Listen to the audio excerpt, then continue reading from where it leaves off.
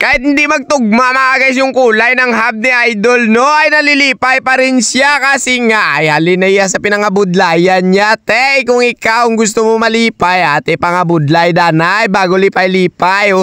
Hello mga morning sa inyo mga guys, no? So ngayong umaga, meron naman tayo dito uubrahin ba o nalipay gid ako mga guys kay man ay si Idol. Aga pa nagkadto, bit-bit ang iyang nga mga pisa-pisa. Ang problema ya kay naglain-lain ang color pero ang balya ate pwede man na siguro ha. Importante, nagauni-uni lang daw ba?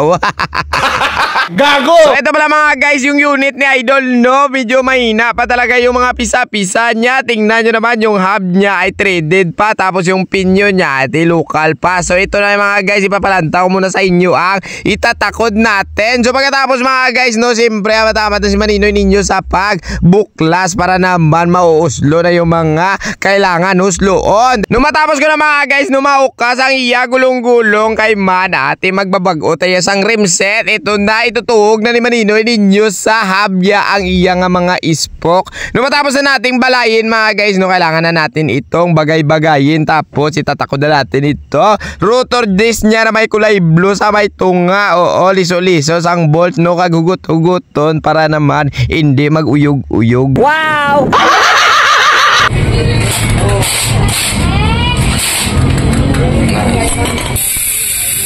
Gaudas.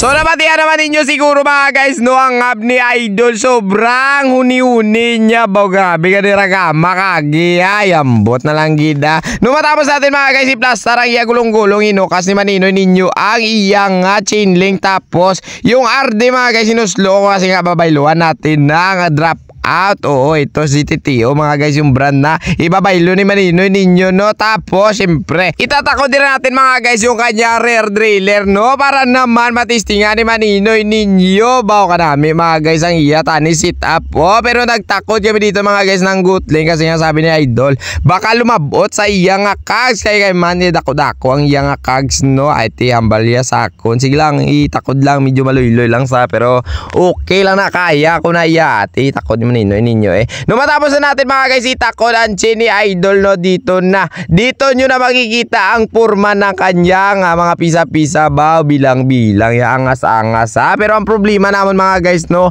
ang hub niya medyo matiga talaga, hindi kaya ng A5 te. Ambal ko sa iya, palit na lang tayo susunod ng malaba na cage para naman burubaskog ang iya spring bala. So hanggang dito na lang si Maninoy ninyo mga guys, no, kasi nga nalilipay na si Idol. Oh. So Idol, maraming salamat sa iyo sa pagpaubra sa akin at sa binigay mong secret ha. I love you Dol. Halong agad perme sa imong ruta ka. God bless. Paalam na po mga followers. I love you all. God bless to you and then bye bye. Mama chup chup. Animal.